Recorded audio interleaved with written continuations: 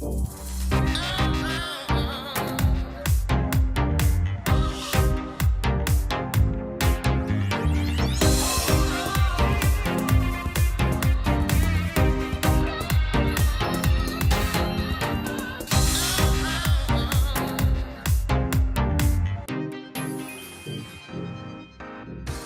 everyone, and welcome to today's Chrissy B Show, and I'm your host, Chrissy B. Now, this could happen to anyone. It all begins when something bad happens and you don't have family or friends around to help. Some common causes can be a relationship breakdown, losing a job, poor mental health, domestic abuse, alcohol or drug addiction. Today, we're talking about homelessness. Most people don't choose to be homeless, but they end up on the streets or sofa surfing because they face a serious issue in life and have nowhere else to stay. So let's challenge perceptions about this whole issue. According to the Evening Standard, a shocking 170,000 people in London are without a home, and at least 320,000 homeless people are living in Britain at the moment. So of course, homelessness is a big issue in many countries, not just the UK. So we're going to be watching the story of Jesus Campuzano, who ended up on the streets. Now this happened because his friends didn't want him around because they thought they would catch his mental health illness. He tells us what he went through and about the turnaround in his life when an organisation offered him accommodation. Also on the show today, we have our resident psychologist, Dr Audrey Tang, for this week's Psychology Matters. And she'll be talking about how homelessness affects a person's mental health. We'll also be hearing from our news correspondent Helena Chard in this week's A Helping of Happy, and fitness expert Natalia Kotowska will be taking us through a workout. We then go to Dr Rob Hicks to answer your medical questions and to Lily Soutter to answer your nutritional questions. Then it's off to Hannah's kitchen for a nutritious recipe, and then declutter expert Sally Walford will show us how to prepare and get organised for the year ahead. So let's get started with our real-life story guest. We have the story of Jesus Campuzano, who ended up on the streets after his friends turned their back on him due to his mental ill health. Let's see what happened.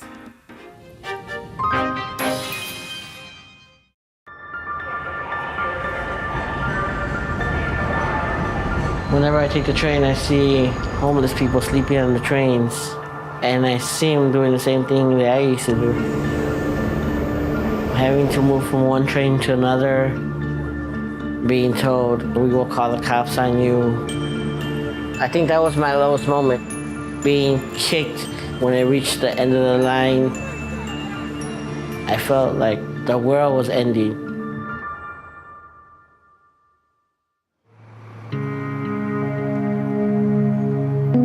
I have severe depression.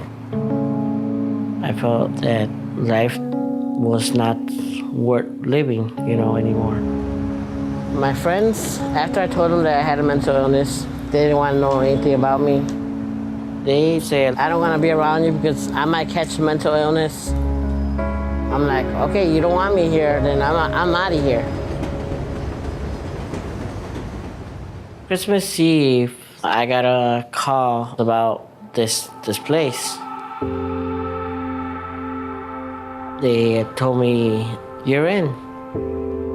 You got into Buffett Place.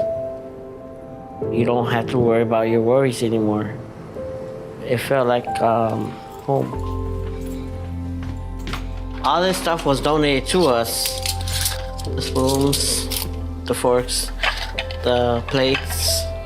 When you have a safe space, you can call home and you have all the supplies that you need. It just makes it worthwhile. It really does. Thresholds is Illinois' largest mental health agency. We provide lots of services to people who have serious mental illness. Buffett Place is a Thresholds operated apartment building subsidized by the Chicago Housing Authority. The broad mission is to help people pursue their own vision of their recovery while living in a safe, affordable place. We offer social services, but more than that, we help people become part of a community. Hey, Chewy, how are you today, sweetie? Chewy, this is my oldest sister. This is Alice. Alice, this is Chewy. Oh, he's a loving guy, Chewy. Yeah, I love me some Chewy. He is so funny. Everybody's just like one big happy family. It's lovely. I do have depression. I had a drug addiction. I wanted to stop using, and then as I was in treatment, some people came out to visit me from Thresholds. Now I'm here at Buffett Place, and I love it. I love my neighborhood. It's peaceful, it's quiet, it is so beautiful out here. Can I have 2 medium hot chocolate? The thing I like most about being here at Buffett Place, I don't have to worry about being afraid to step outside of my door to go to the store. I feel a whole lot safe. Yes, yes, yes.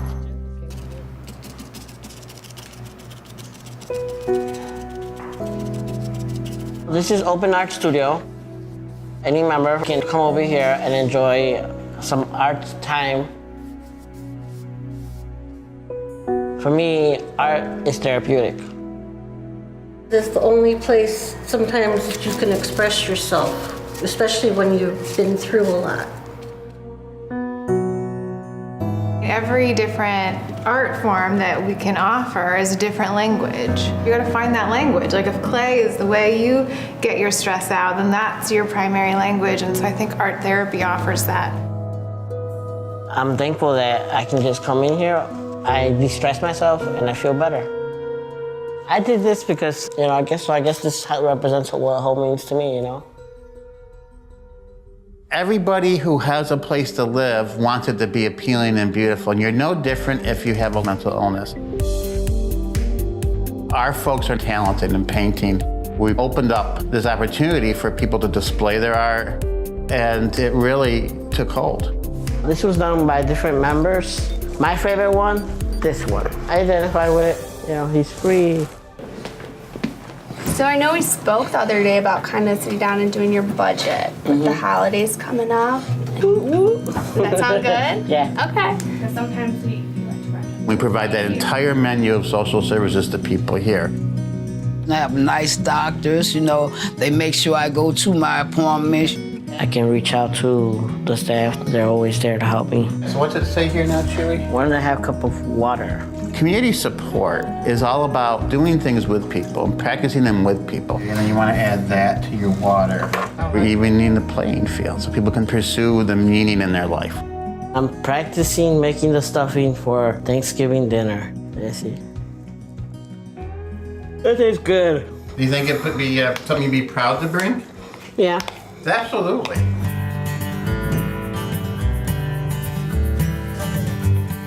We're hungry for companionship.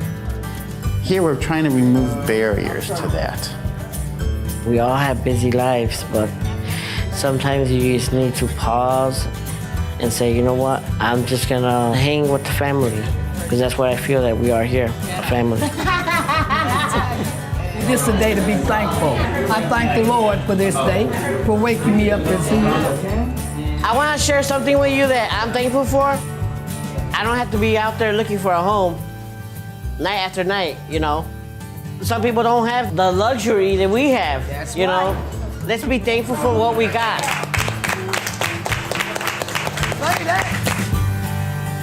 When I first picked my room, I want to be looking at the train when I wake up in the morning. My self-esteem, it has grown, and now nothing can get me back to where it was. Hey guys, did you guys vote already? Go over there and ask him for a ballot. I am running for president of the Lieutenant Council. So who I'm supposed to be voting for? Me. I don't tell people what their life is going to be and what's important to them, but we do know that you can pursue so much more if you have a decent place to live.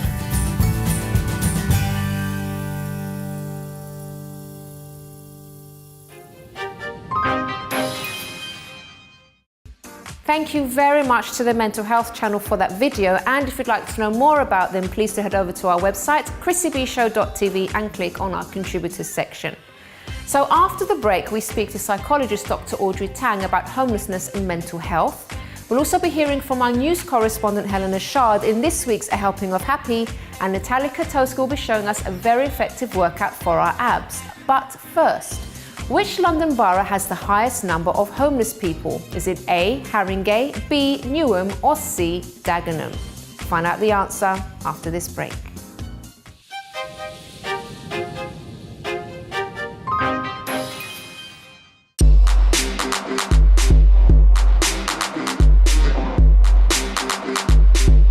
was inspirational. It was a fun way of highlighting to children the sorts of issues around mental health. And being a physical activity, I think it engaged more children.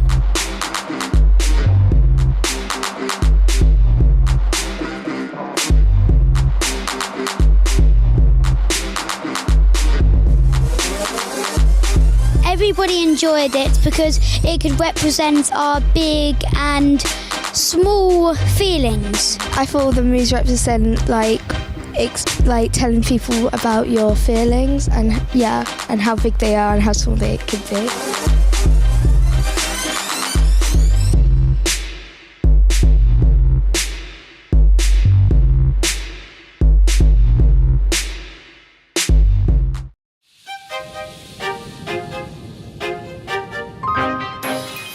Welcome back to today's Chrissy B Show, everybody. So before the break, I asked you, which London borough has the highest number of homeless people? Is it A, Haringey, B, Newham, or C, Dagenham? The answer is B. The East London borough of Newham has the highest number of homeless people in England, 1 in every 24, according to statistics released by homeless charity Shelter. In descending order, the boroughs of Haringey, Kensington and Chelsea, Westminster and Barking and Dagenham had the next highest numbers of homeless people in the country.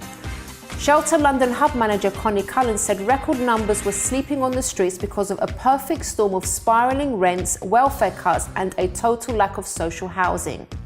So now it's time to hear from Dr Audrey Tang on how homelessness affects a person's mental health. Welcome to the show, Audrey. Thanks for having me, Chrissy. Shocking stats there, right? Horrendous. Yeah. It was one of those terrible. things where when you were speaking about them, I was thinking, really? That's incredibly high.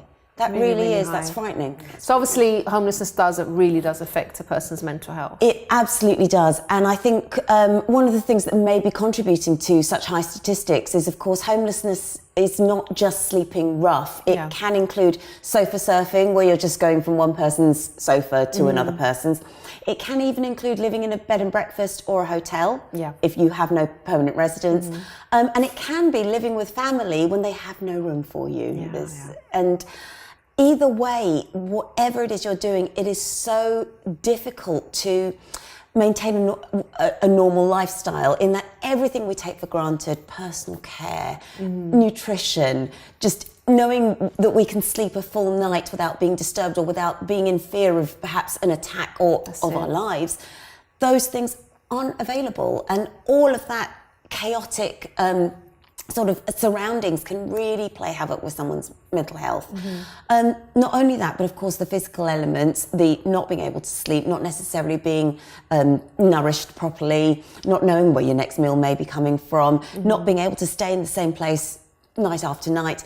All of that can affect us horrendously because that just causes extra stress, which we're already feeling. And homelessness is one of those things where I think we can actually we can be a bit more compassionate and we can be a bit more open to really being part of the solution. The whole problem for me with homelessness is that it is a choice, but you've got to look at it in the sense that if that is the better option, how horrible must the thing that you're leaving be? And whilst with normal mental health issues, I would generally say it's about empowerment, it's about finding the strength within. Homelessness can be seen as a choice to survive, but surviving in those conditions rather than what we would feel is a place to be with family, a place to be safe. But if that place isn't available to you, what choice do you have? And so I think sometimes with homelessness, it's about us sitting there saying, right, what can we do to help? Because at this point, the person who's living on the streets needs that. It's not about them finding the inner strength to carry on. They've already found that. That's why they're there. They're making that choice to survive. And it's very hard to know what to do because, of course, there are mental health issues involved as well. Statistics would suggest that around 86% of people living on the streets do have a mental health problem. We don't know whether it's living on the streets has caused it or whether the other way around. Of that 86%, that they are often diagnosed. Only about 44% are diagnosed by professionals, but mental health issues do come into play. Ineffective self-medication comes into play, of course, as well. So drugs, alcohol, anything to make life feel better can be part of what someone's doing to cope. And so some of the things that I know are afraid of, and where the stigma comes in, is where we sit there and think, well, oh, if I give someone money, what are they going to do with it? Or if I give someone, say, a coat or something like that, are they just going to sell it and then spend that on that form of self-medication? Some advice that we might be able to follow is giving time, chatting to somebody, maybe just being that friendly voice that they hear, that someone recognises that they're still worth talking to. That's important. It can be giving little things. Sometimes giving food can help, although if somebody does refuse food, it does mean they don't need it. So offer it, but don't then try and force it on someone. Sometimes giving food for the pet as well, because often people are living on the streets because their pet can't stay with them otherwise, so that's often very welcomed. And I have a wonderful app called Street Link. It's on my phone, and what you can do there is you can report somebody who is vulnerable, and you say the time you saw them, where you saw them, and it alerts the council. So that can be a good way of helping and getting them off the street that night. That's brilliant. Audrey, thank you so much. Pleasure. Good points there. And we'll see you again next time. Thank you. So now, everybody, it's time to go to Helena Chard for this week's A Helping of Happy.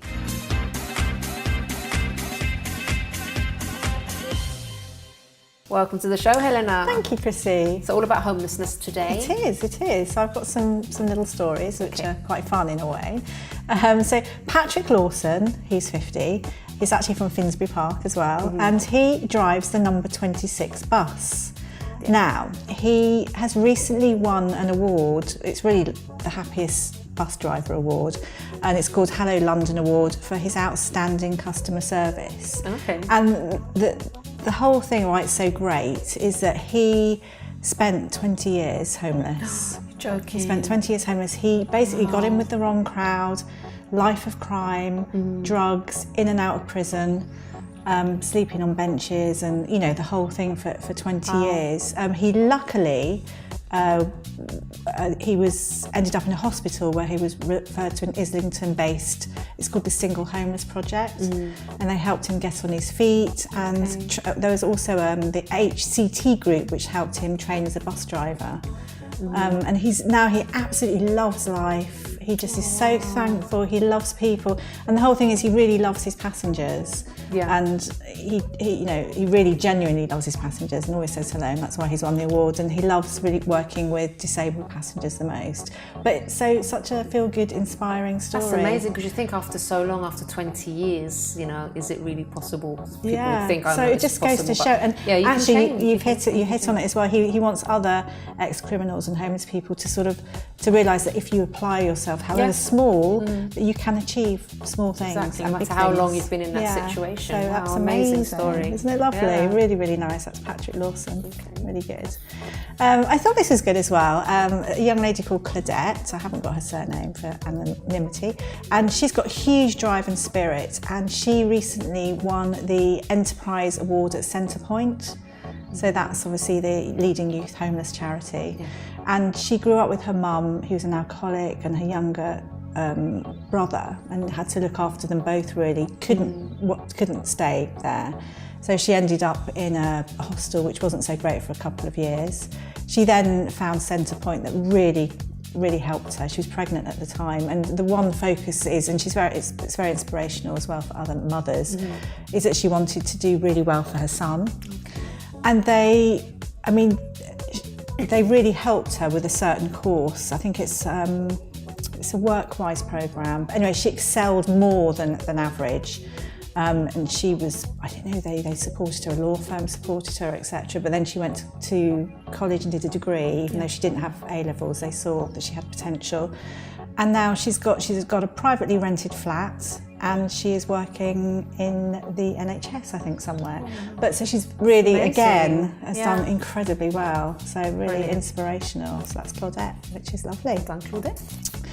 a slightly different thing, but again, it made me think.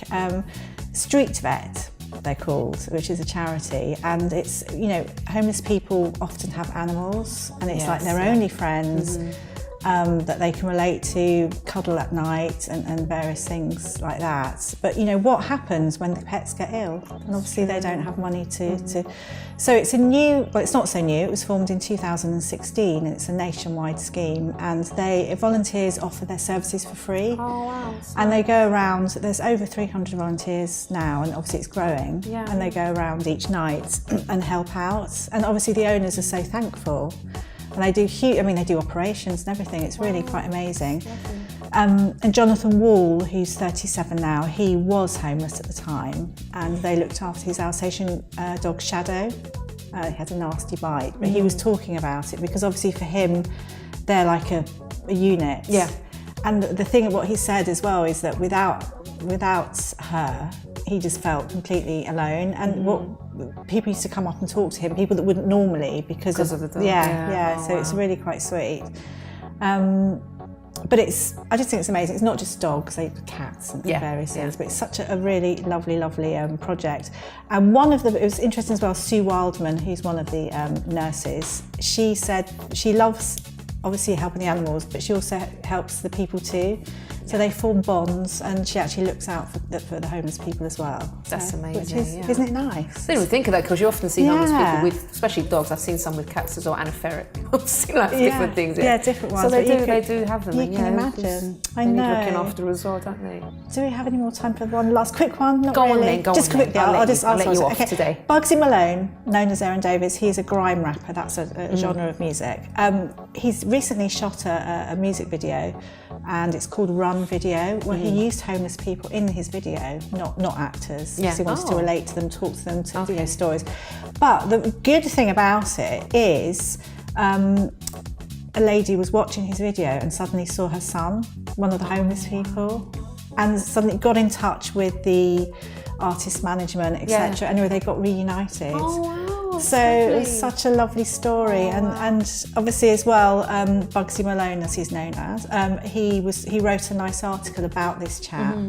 And because he read it really inspired him to get his life back on track. So it's just all in all really That's a lovely inspiring, story. isn't this it? is why we have a helping of happy with Helena Chard, because there's such, we are discussing a hard topic, I would say, it really does affect a lot of people, but there's always some positive stories There's always positive stories out there, always. Thank you, Helena, so much. Thank you. And we'll see you again next week. Great stuff. Thank you.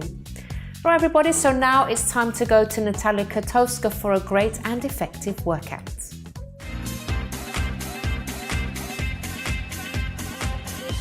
Hey guys, it's me, Natalia Kotowska, and Can Do It with Nat, your fitness expert. Today, I have for you some great hardcore exercises for our abdominals and our obliques. So let's move to our lovely green mat. Okay, we call this exercise the V sit-ups. So, we lying nice and stable on the floor. We want to tuck our belly button in, raise our hands and arms up, feet up, and all the way down. So we want to raise both at the same time to V shape and go all the way down. So scissor motion, all the way up, all the way down, all the way up, touch your toes, all the way down. It's quite hard to talk and do it, so let me explain it first and then I will show it to you. So hands and arms all the way up. We're working like a scissor motion, so close it, open, close, open. Make sure that you have your knees as straight as possible. So let's go. Breathe out, breathe in, breathe out, breathe in, breathe out, breathe in. So you can go like that for 10, 15, 20, however you want, how many you want, how many you're capable to do. That's the first one. Second one, we go to the next exercise called the scissors. We're gonna go all the way up, make your way up, straight legs, straight knees, all the way down, all the way up, all the way down. Again, same rules apply. You want to tuck your belly button in, Bring it as close to the floor as possible, so hold it with the strong core. Make your way with your feet all the way up, all the way down. Try not to have your hands under your butt. Try to have your hands close to your body. Support yourself. And again, you're going all the way up. Legs as straight as possible. Point your toes if you can. And all the way down. Keep breathing. And the last one, again, scissors. But we're gonna go with a different motion. So we go straight, up, down. Again, as close to the floor as possible. Up, down, up, down. You can go all the way up and bring it down. All the way up and bring it down. Let me sit for a second. It's very hard to explain it, do it at the same time. So we have 3 exercises. We go from the first one, the V up sit-ups, to the second one, both variation of the scissor motions. In this case, you can create your little circuit with your up work. Thank you so much for today. Hope you enjoyed it, and I'll see you next time. Thank you very much to Natalia there. Well, after the break, we have on Dr. Rob Hicks answering your medical questions, including this one. Why do my teeth hurt so much when I go from a cold environment to a warm one? And Lily Soutter answering your nutritional questions, including this one. What foods should I eat to improve my libido? Find out the answers after this break.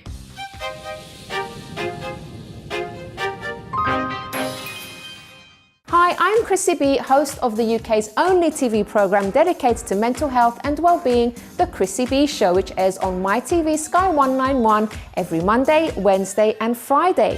Follow our social media on YouTube, Instagram and Twitter at Chrissy B Show, and our Facebook page, The Chrissy B Show. For more information, visit chrissybshow.tv.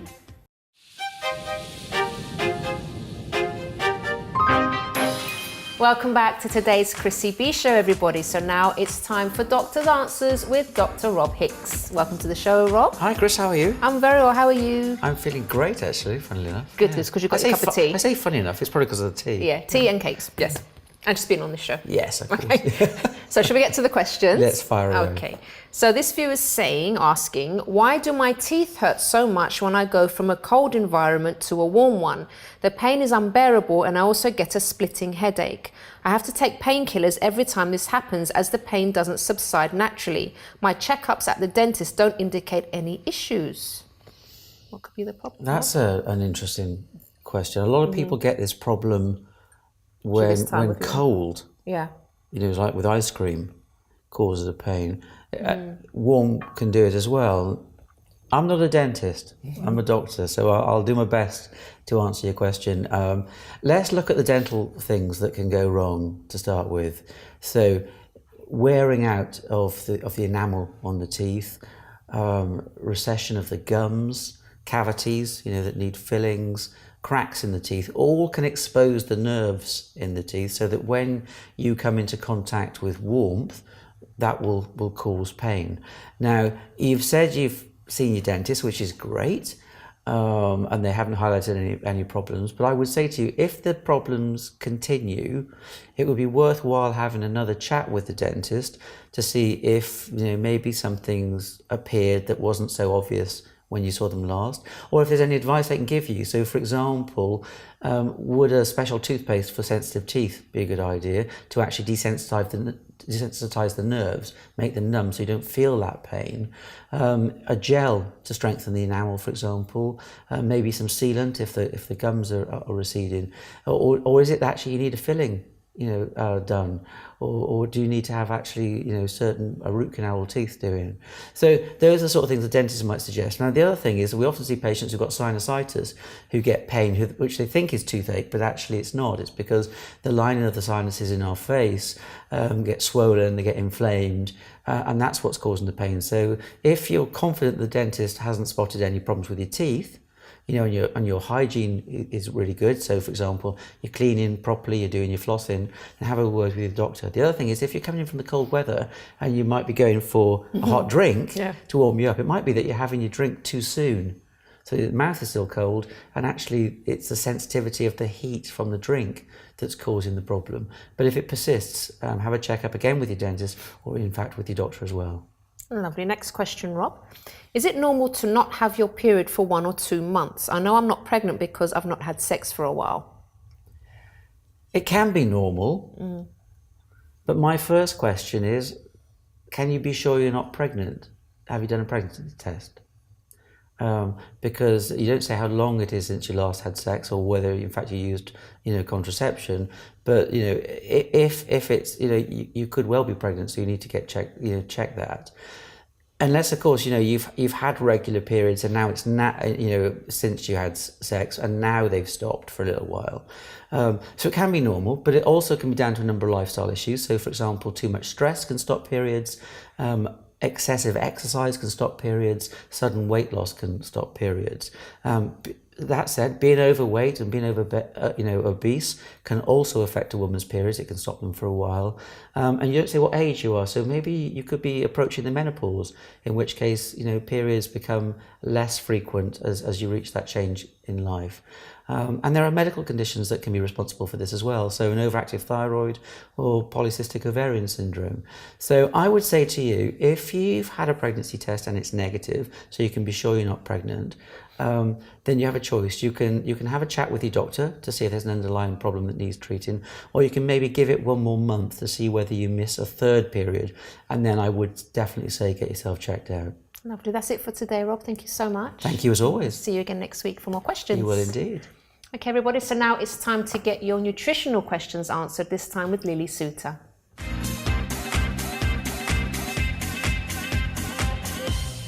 Welcome to the show, Lily. Hello. So ready to answer the viewer questions? Absolutely. Okay, so let's get to the first one.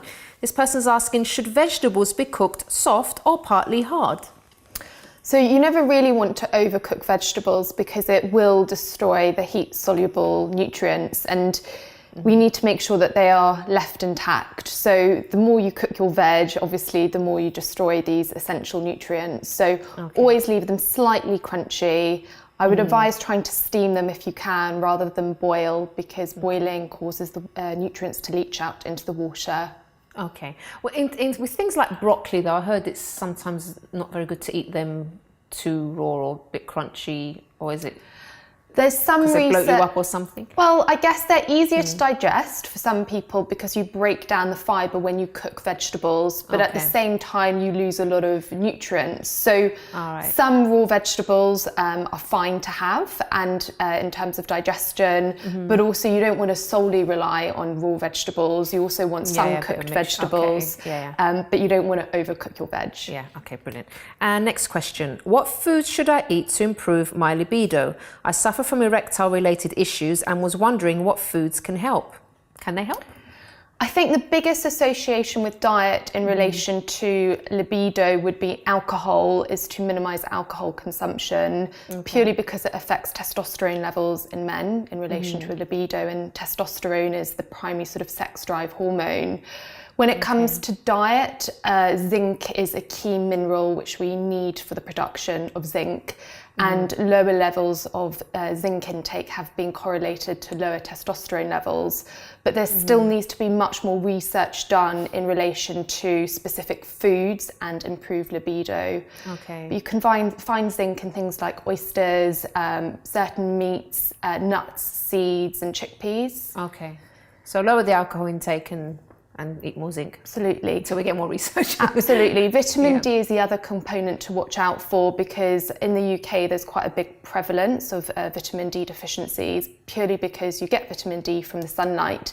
And again, there has been research to suggest that those with a vitamin D deficiency tend to have lower levels of testosterone. Oh, that's interesting. And indirectly, then that could affect sex drive. So making sure throughout October to April, you're taking a vitamin D supplement. I mean, the government guidelines are 400 IUs per day or 10 micrograms per day, and just ensuring that you're getting that on a daily basis so you aren't becoming deficient in that nutrient. Can you still take them all year round though, even if, I know they recommend until April, but... you can. For certain people, if you're getting out in the sun, then you probably won't need to throughout throughout the summer, because you should be getting enough vitamin D, and we don't want to fluctuate our levels throughout the summer too high and then drop too low in the winter. We've got to have it quite balanced. Okay, makes sense. But if you're one of those people who don't really get out very much, you slather yourself in factor 50, or you wear clothes which cover your body, or you've got darker skin, then you need to think about supplementation all year round. Good to know. Lily, thank you so much, Thank my love, you. and we'll see you again very soon.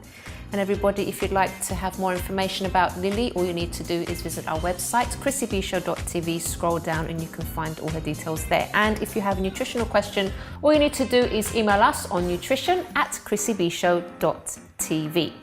Well, don't go away, because after the break we have more nutrition advice for you as we go to Hannah Rich's kitchen for a yummy recipe, and we also have declutter expert Sally Walford on to show us how to prepare and get organised for the year ahead.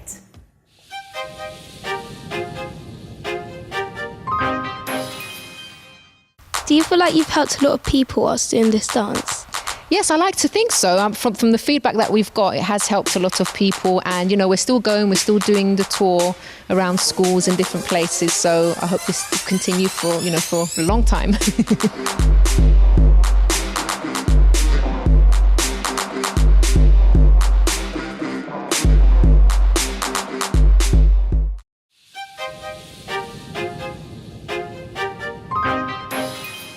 Welcome back to today's Chrissy B Show, everybody. So now it's time to go to Hannah Rich's kitchen for a yummy recipe. Hello and welcome to the Chrissy B Show. My name's Hannah Richards, and today I'm going to teach you how to roast some beetroots.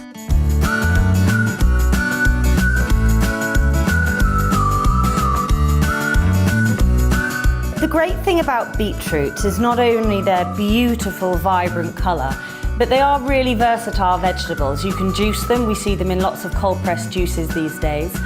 We can eat them raw, we can eat them pickled, and we can roast them. So today I've got 5 little beetroots here, and I'm going to top and tail them.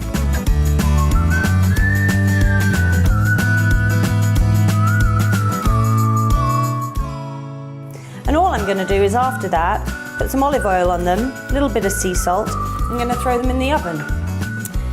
Depending how hot your oven is, they'll probably take the best part of an hour. You'll know when they've roasted, because the skins of the beetroots will start puffing out, a bit like a baked potato, and that's when you know that they're really properly done.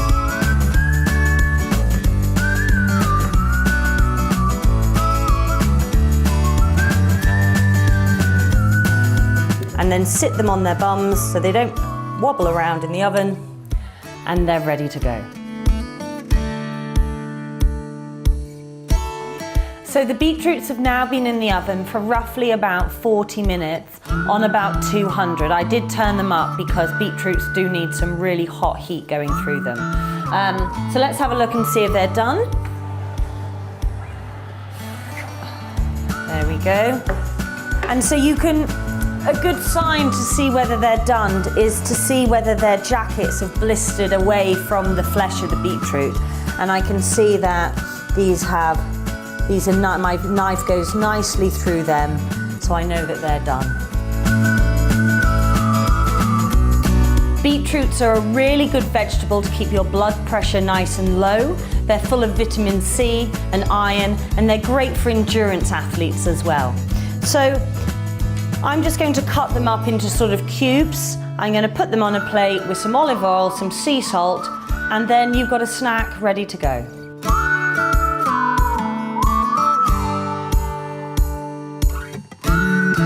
I'm going to drizzle a little bit of olive oil, and then I'm going to put a little bit of black pepper, because it always looks good with a bit of black pepper, a bit of garnish, and some sea salt there.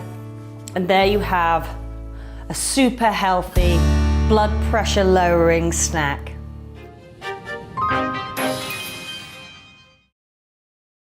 Thank you very much to Hannah Richards.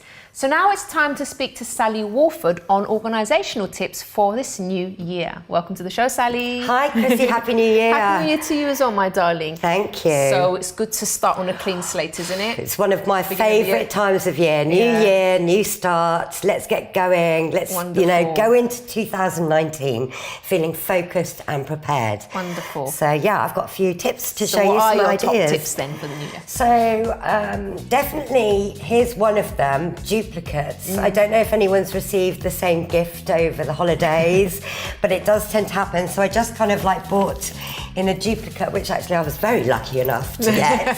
Very but nice. again, my thing, re-gifting. Yeah. Let's think about, somebody else's birthday or, just even donating something towards charity. And I'm also going to just reiterate my one in, one out rule. If you've got a jumper, let's give one away. Yeah, exactly. So just a few decluttering tips there. So here's a few ideas that you can implement straight away that's going to kickstart you into 2019. Okay. So by my front door, whether you've got a hall or just a door, I have a very small table. So I say small, obviously I'm keeping that clutter under control. But what I do have is I have an action box. Okay. So I have an action box, which quite a few of my clients, actually, I don't know about you, Chrissy, but they seem to have a rather large amount of post. So either life takes over and they haven't got time to, open it, or also, it's got so big the pile that it becomes quite overwhelming. So here's a good thing to do. Let's get an action box. As soon as your post comes in, let's open it. Let's put those back in the action pile if there's anything to do, and leave it by your front door. Because this is going to remind you that you need to do it. And this is also going to bring up another thing that I'd like to talk about, which is about digital decluttering. And paper is definitely something that I've done myself. I started it last year, and I'm going to implement it this year. I'm going paper-free for my bank statements and all that kind of thing. Take myself off mailing lists that I'm on, that I don't mean to be on, and really sort of just have 30 minutes a week, even if it's just for a week, to sit down and stop your post from getting cluttered, and also stop, all of this paper coming through your door, which can appear to be incredibly overwhelming. It's a really good idea, actually, because I think with my bank statements, I just get them every 3 months now, but sort of phone bills, all that stuff, everything's online for me now. Yeah, exactly. All your utilities as well, everything is paper-free. You can always, if you need to get hold of something, you can always request it. Yeah, that's it. So it's not a case that you just go and find it yourself, actually. They give you facilities that you can print off if you have to have proof of address and things like that. I've got one phone now just with all my paperwork. Yes, good. This, yeah. So it's definitely a good way. And the other thing that I was going to say was also on my phone, over the holidays, I've been taking loads of pictures. Yeah. So, and you do because of my nieces or whatever. Yeah. But then what happens now? So I'm talking about digital decluttering. Yeah. So how long are those photos going to stay on your phone? So now is the time. Be ruthless. Let's get rid of the blurry ones, the ones that weren't that great, or whatever. Or the pictures of food. Yeah, pictures of food. Yeah, pictures of someone's hand or whatever. Yeah, let those all go. But what I want to implement is, as I've said before, I'm not a minimalist, although that works for some people. Yeah. But I have things that I have that are useful in my home, and also things that make me happy. Yeah. So here's what I've done with some of my photos. Might see a running theme, but here's something I use all the time. Oh yeah. It's my mug, and this is my dog. So gorgeous dog. I just look at my dog. That makes me smile every day, and I utilise that as well. And I'm also going to bring out calendar. Here we go. So these are all your photos? Yeah, all my photos that have been popped up. Again, so, every day I'm smiling, enjoying the photos that I've got, that's nice. And they're not living on my phone anymore. That's it. So, and I've got a coaster there as well. Oh, she's got a little coaster. Oh, that's so cute. So, that is so sweet. My coaster, which obviously I utilise all the time for my coffee. Lovely, yes, love that. Okay. So there we go. So that is definitely part of digital decluttering. And the other thing that I'm going back to the door with my small table is my action pile with less post. Yeah. And then I also have a little pot where I have my keys. Okay. So you never ever forget where your keys are. There you go. So we've already put a system in place, ready to go. Yeah. You can get up in the morning, you know what you've got to do, and you know where your keys are. We're focused and we're ready to go. Brilliant. And Sally, I see a very pretty clothes peg looking thing yes, there. Yeah, so you can actually do this. It's quite a DIY thing, which is with a clothes peg. And you can see here, this is actually a magnetic tape. Oh, okay. And you can stick it on. I mean, this was another sticker which I found, but I mean, you can buy these as well. And it's great. This is for anything that I need urgently to do. I just hook onto that and then I stick it on my fridge. Oh, nice. Because my fridge is, it's a go-to place. Everybody goes to the fridge at least twice an evening. Yeah.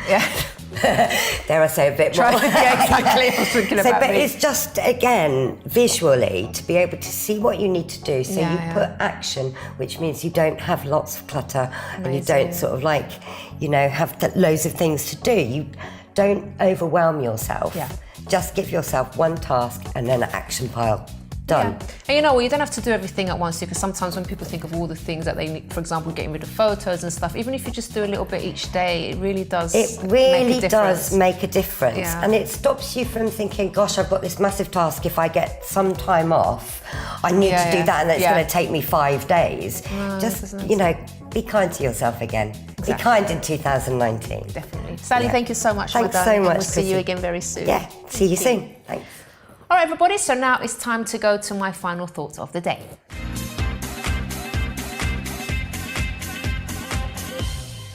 Thank you very much to all my guests that we've had on today's program. And there are two things that I would like to highlight.